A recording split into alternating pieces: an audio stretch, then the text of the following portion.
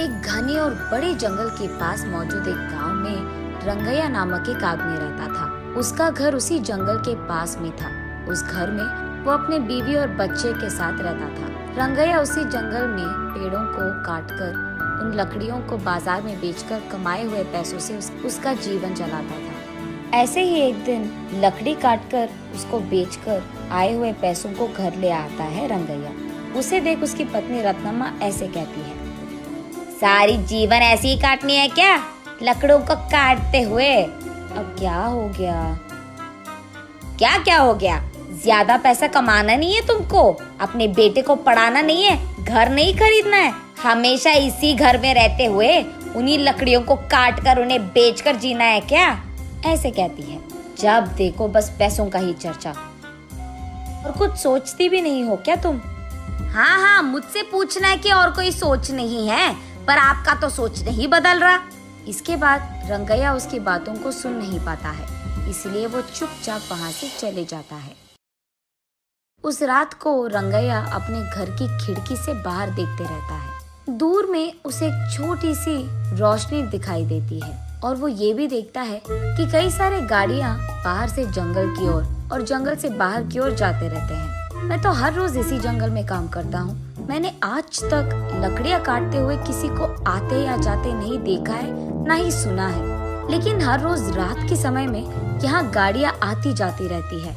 मुझे कुछ तो करके जानना होगा कि वहाँ हो क्या रहा है। अगले दिन सुबह उठते ही जहाँ उसे कल रात रोशनी दिखी थी, उसी तरफ जाता रहता है रंगैया।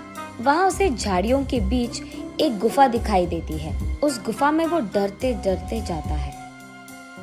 दिखने में वो बाहर से छोटा ही क्यों ना हो, अंदर से वो गुफा बहुत बड़ा था। उस गुफा में गैर कानूनी से कटे हुए चंदन के सारे पेड़ दिखाई देते हैं रंगैया को।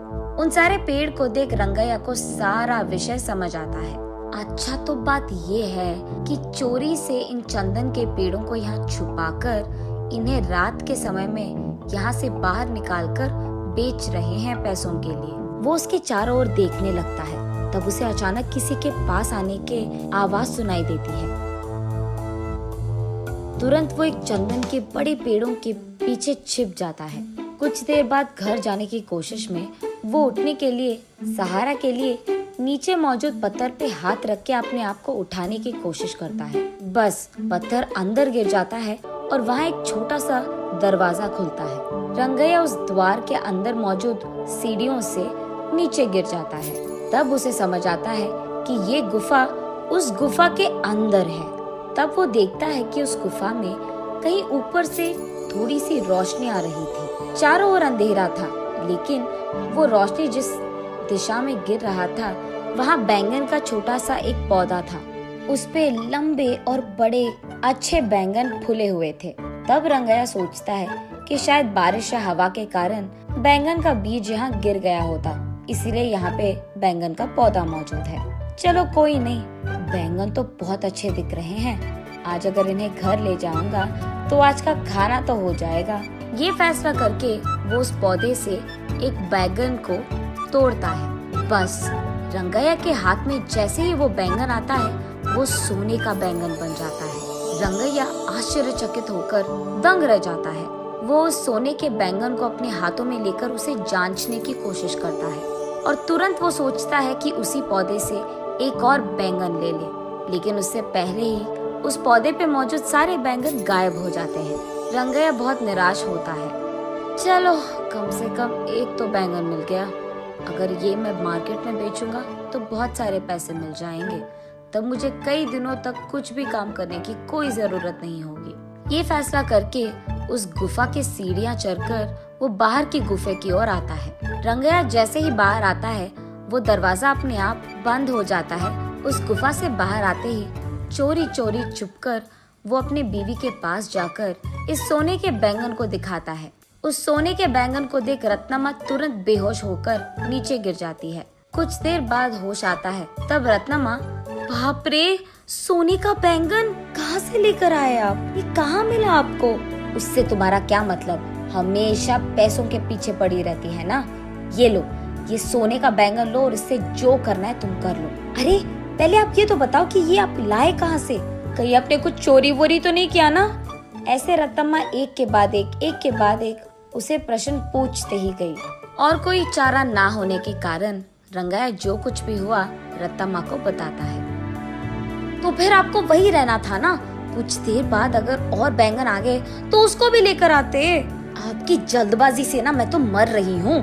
चलो जो हो गया सो हो गया, इस बैंगन से हम बहुत सारे दिन ना कोई भी काम करे बिना आराम से रह सकते हैं। गधे को अगर सोने का सिंहासन पे बैठाया गया ना, उसकी बुद्धि तो गधे की ही रहेगी ना। हाँ, अब क्या हो गया? इसका मतलब क्या है? इसी घर में रहते हुए चैन की जिंदगी नहीं चाहिए मुझे। आप 2-3 और सोने के बैंगन लेके आए, तब हम बड़े घर में आराम कर पाएंगे।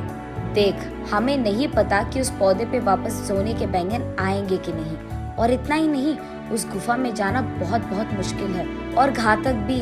वहाँ चंदन के पेड़ छुपे हैं रत्ना।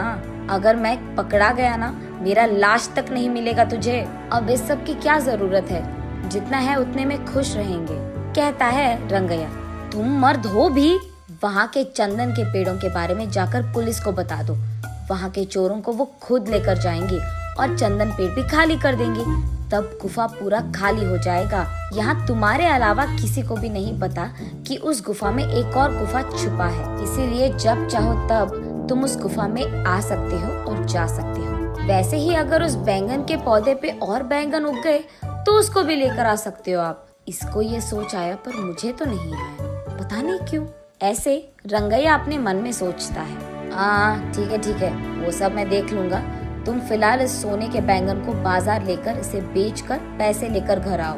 ये कहकर रंगैया उसके घर से सीधा पुलिस स्टेशन जाता है और गुफा में हो रही गैर कानूनी व्यापार के बारे में उनको बताता है। पुलिस वहाँ आकर सबको गिरफ्तार करते हैं और चंदन के पेड़ों को भी वहाँ से खाली कर देते हैं। अब इस कारण गुफा में डरते हुए जाने की कोई जरूरत नहीं थी रंगैया को। अगले दिन वो उस नीचे वाली गुफा में बैंगन के पौधे के पास जाता है। तब वो देखता है कि वो पौधा बैंगन से भरा था। इस बार वो एक बैंगन को लेकर जल्दबाजी में दूसरा बैंगन लेने ही जा रहा था कि सारे बैंगन गायब हो जाते हैं। तब रंगैया को समझ आता है कि असली बात ये है कि बैंगन रोज के एक ही मिलते हैं।